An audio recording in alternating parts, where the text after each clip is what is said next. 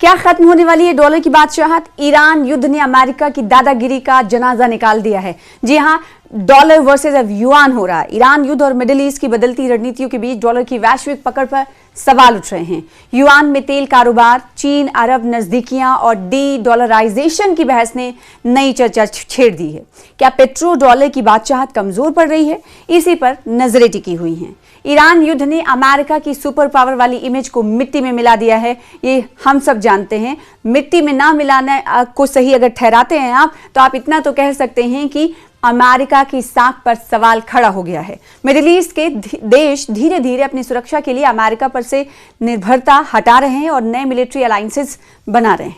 Iran ने US military ताकत की हवा तो निकाल ही दी है। इस बीच अमेरिकी डॉलर का वर्ल्ड मार्केट में डोमिनेंस भी खत्म होने वाला है और वर्ल्ड मार्केट में चीन के युआन का रुतबा बढ़ने वाला है। लोगों के बीच ऐसी चर्चाएं तेज हो गई हैं। ईरान का तेल पहले ही युआन में बिक रहा है। ईरान की मांग पर भारत ने भी डॉलर की बजाय ईरान से युआन में भी तेल खरीदने पर सहमति जताई है, यानी भारत भी इसका साथ दे रहा है। और भारत की तेल कंपनियों ने पिछले दिनों ईरान को युआन में ही पेमेंट किया।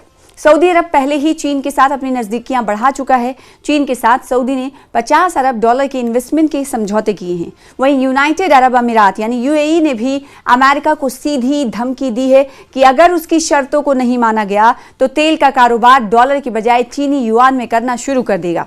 इतना ही नहीं, यूएई ने चीन के साथ एक ही दिन में $100 बिलियन की 24 डील करके अमेरिका और डॉलर की सुप्रीमेसी में एक कील ठोक दी है। अगर अब यूएई जैसा बड़ा खिलाड़ी भी तेल के बदले डॉलर लेना बंद कर देता है तो डॉलर की ग्लोबल डिमांड बुरी तरह गिर जाएगी। अब दुनिया ये देख रही है कि किस तरह पेट्रो डॉलर की वो बादशाह जिसने दहाइयों तक अमेरिका को ग्लोबल इकोनॉमी का राजा बनाए रखा, अब खत्म होने की कगार पर है।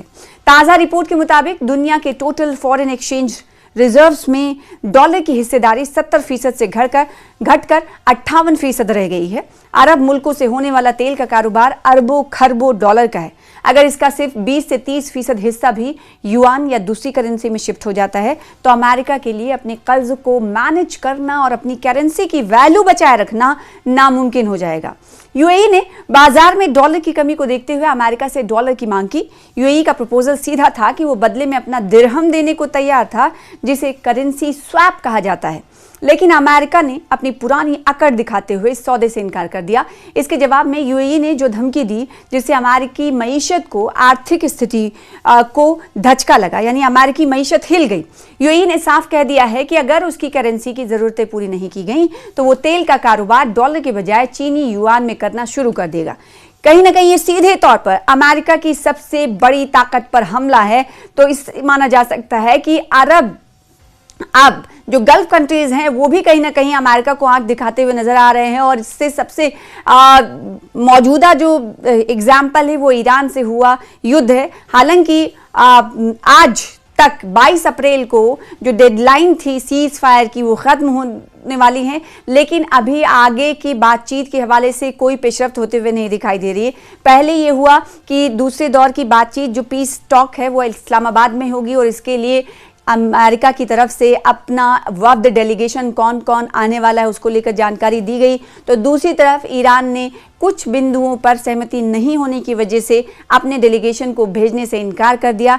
ऐसे में दूसरी दौर की वार्ता जो थी वो ठंडे बस्ते में पड़ती हुई नजर आई। अब कब बात होगी, कब ये पेशरफ्त होगी, इसके हवाले से कुछ नहीं कहा जा सकता। कौन सा तारीख मुकर्रर होगा? क्या ये माना जाए कि कल 22 के बाद जब सूरज निकलेगा तो फिर से सीज फायर की खिलाफ वर्जी उल्लंघन किया जाने लगेगा, यानी अमेरिका की तरफ से वार किया जाएगा और ईरान की तरफ से पलटवार किया जाएगा? क्या ऐसा होगा, या फिर अंदर खाने बहुत कुछ चल रहा है जो बाहर निकल आना बाकी है? या फिर ये कहा जाए कि ईरान इस वक्त अपने इरादे पर मौजूद है, अपने अज़्म पर कायम है कि वो अमेरिका को अपनी शर्तों को मनवा लेगा, तभी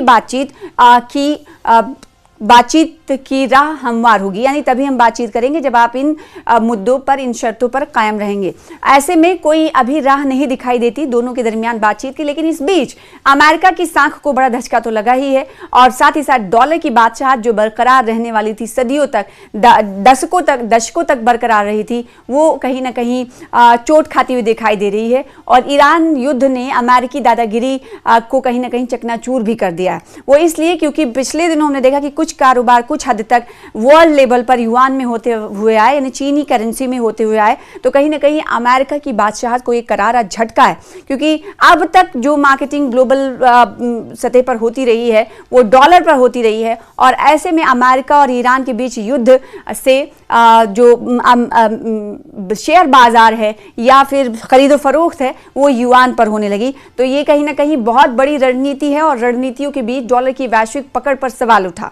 युआन में तेल कारोबार और चीन अरब नजदीकियां, हमने देखा कि जब गल्फ कंट्रीज पर, जब आपको पहली बात यहाँ पर यह भी जानना होगा, याद रखना होगा कि जब पहली मर्तबा बातचीत दोनों मुल्कों के दरमियान हो रही थी तो उस वक्त ये कहा गया था कि अरब ममालिक के ऊपर ईरान ने जो हमला किया, यानी इजराइल और अमेरिका के एयरबेसेस को निशाना बनाया यहाँ पर, तो इसमें चीन और पाकिस्तान दोनों का अहम रोल था कि इसको खत्म किया जाए और बातचीत की मेज तक पहुंचाया जाए।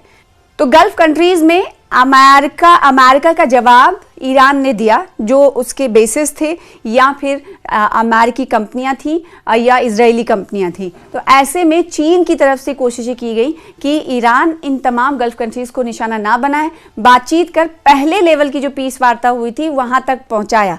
और दूसरी तरफ हमने देखा कि अमेरिका को बातचीत की मेज तक लाने में पाकिस्तान ने बहुत अहम किरदार अदा किया, और पाकिस्तान कहीं ना कहीं मीडिएटर का रोल अभी भी अदा करना चाहता है, लेकिन दूसरे दौर की बात कब होगी ये अभी तक इसकी राह हमवार नहीं हुई है।